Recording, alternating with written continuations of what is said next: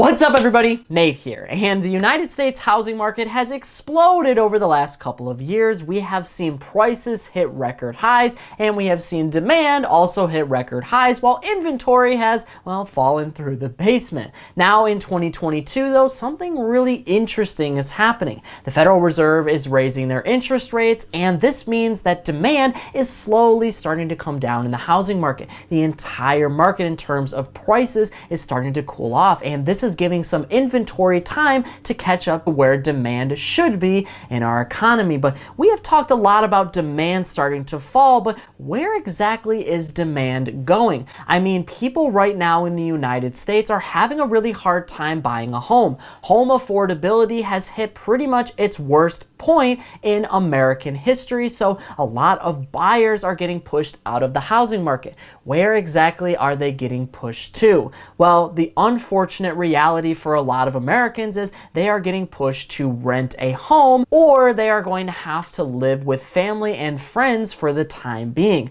The problem is, as home prices have set new record highs, rent in the US has also set a record high for the past 17 months. Yes, you heard that right. Over the last 17 months, the average cost of rent has continued to set a new record high. So today I want to kind of talk about this interesting phenomenon that is going on and how it is dramatically altering the housing market as we know it, and probably will so for the foreseeable future. Obviously, housing in the United States is really hard to come by, but over the last couple of years, it has gotten increasingly more competitive. More Americans are bidding on one single house than they pretty much ever have, and one home is only sitting on the market for around 14 days. So people are going out and they're buying houses faster than they ever have and bidding more and more on every single home. What that means is prices for homes have gotten out of control, and people simply cannot afford to get homes, but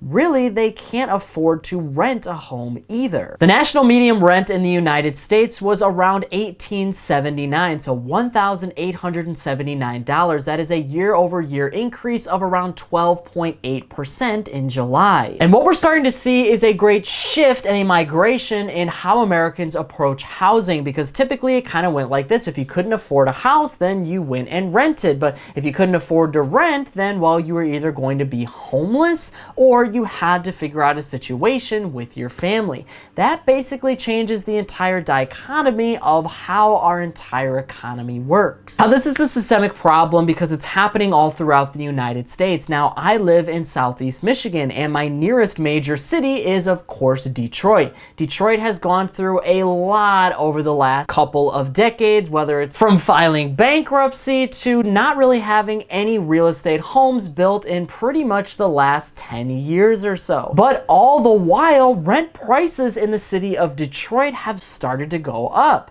This is a problem and something known as gentrification. Gentrification basically means that the wealth of outside people is starting to pour into the city, and things are starting to improve, but what that's doing is pushing out all of the native people. So the people who are from Detroit, the people who have lived in Detroit all of their life, they can no longer afford to stay in the city because, well, rent prices are going through the roof. But again, these people have to go somewhere. They have to move somewhere, so they go to the suburbs, and that means that the rent for suburbs is starting to go up. What I'm talking about here is demand, and when you have a whole lot of demand and prices going up, that means that it's just becoming a lot less affordable for every single American to have housing in 2022. Now, this is a really interesting situation though, because people are now starting to leave cities. There are some people that are going into the city again, but they are the ones that can afford it, and a lot of the people are not native to that area. They're completely changing the culture of these cities, and that goes for something like Detroit and, of course, places like New York City.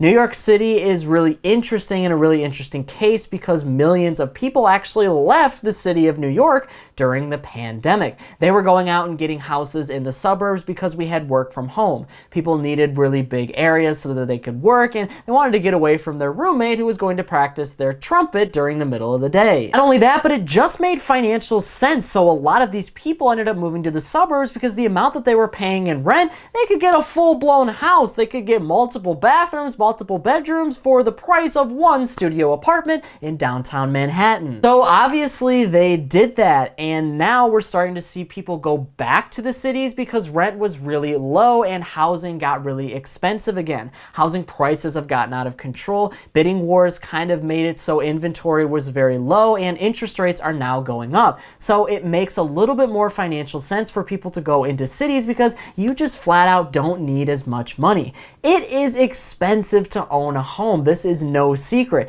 Not only do you need to have a down payment for a home, which is sometimes thousands upon thousands of dollars, you need to have closing costs, which is again thousands upon thousands of dollars. And don't worry, there's more. You need money for taxes and insurance on top of that. So you need all of these things, which ends up being thousands of dollars. And many people just simply don't have that up front, so they go to renting. But now renters are kind of getting really interesting with how they move these contracts around. A lot of people, at least from what I'm seeing and a lot of what my friends have been telling me, well, they are looking at their rent contracts and realizing that they can't afford it either. These real estate investors who own these properties are basically saying that you need to have 3 to 4 to 5 to 6 times the monthly rent in order to rent this apartment or house. So to make it very easy, if the rent is $1,000, you need to make $6,000 a month in order to rent that property. Yeah, seriously, some real estate investors are doing this. I'm not saying everyone is, but this is the reality we're living in 2022. And the big reason for that is because of economic certainty and inflation. Inflation is hitting everyone, and that's part of the reason why some people have been downsizing their homes and selling their homes,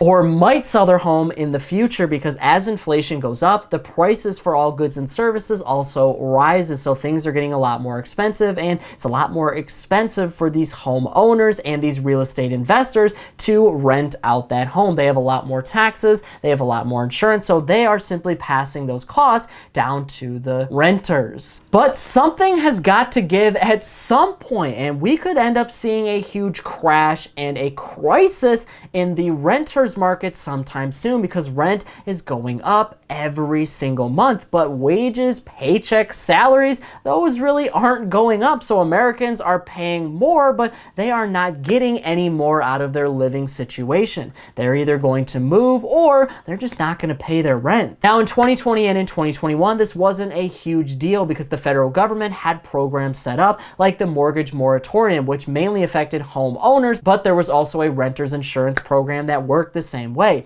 You don't have to pay your rent. The federal government will essentially give the owners of these properties all of the money back for it. So everybody basically works out. And the reason for that is because nobody was really making money because of economic shutdown. Now, the situation of inflation and renting kind of stunts our entire economic growth and kind of puts a lot of generations behind, because the ones that can afford to move into the cities and all of these brand new areas that are being developed, yeah, they're definitely going to move into them. But that really just pushes out the people who have been living there for a very long time, and it's going to culturally shift everything about our country. Not only that, but remember, people moved from cities, out of cities, into the suburbs over the last 2 years and are now slowly starting to go back to the cities because rent isn't as high as a typical mortgage. What about all of those areas? All of those areas that have seen booming economic growth? Well, now they're all of a sudden going to fall short. So the big question here is, what is going to bring rental prices down? Because eventually people cannot just simply continue to pay more on their rent, and landlords can't continue to feel the pressure from inflation. Something has got to give in the meantime. The only thing that's really going to bring this down is if landlords start to see a lot of their costs go down. So as the housing market in general starts to slow down, more and more properties are going to pop up in the supply side. So we're going to have a lot more supply, and supply and demand will hopefully one day be very, very close. That brings in more opportunities for investors to buy more properties, and it also brings in more opportunities for people to buy homes. So there's not as much stress on getting a mortgage in 2022 as there was before, which allows a lot more people who are renting financing to, well, go out and buy a home. And of course, if the Federal Reserve starts to lower their interest rates in 2023, then that could really help out the entire housing market in general, because now people can go out and get a lot more homes, kind of shifting the demand away from rent once again. So that could bring down prices. And like I said, if other costs go down, like food and energy costs, then in general, rent will most likely be lower all throughout the United States. Almost just as expensive to rent a home or an apartment in the city as it is to buy a home in the suburbs.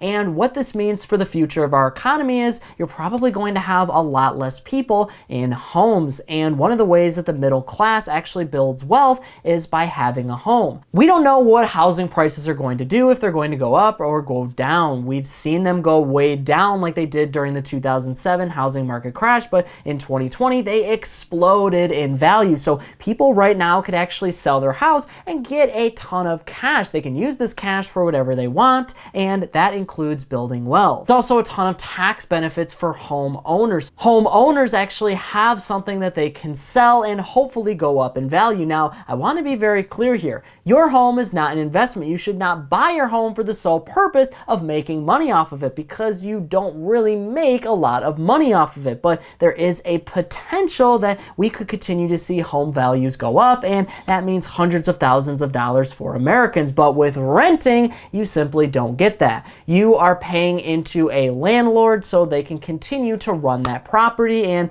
that's really it. You're not going to see any of that money come back to you. Obviously, there's pros and cons to owning a home versus renting. Renting, you can pick up and leave after a year. Buying a home, well, you kind of have to stay in it until somebody else is willing to buy it. The other big difference, though, is if a bunch of people decide that they can't afford their rent anymore, all federal protections have pretty much ended. So you can be pretty much kicked out of your apartment or your rental home in about a month or two. But with a home that you own, well, you have to go through an entire foreclosure process, which can sometimes take 6 months to a year. And you have every opportunity to make up those foreclosure payments in the entire meantime, which means you could basically not pay for 6 months, then make up those payments and get your mortgage back on track. What this could mean is there could be a bigger demand for apartments and rental homes in the future, because buying homes is simply far too expensive for the average American. If wages don't go up and salaries don't go up, then people can't go out and buy a home. They don't have the means to save. They don't have the means to actually afford those mortgage payments. And in the meantime,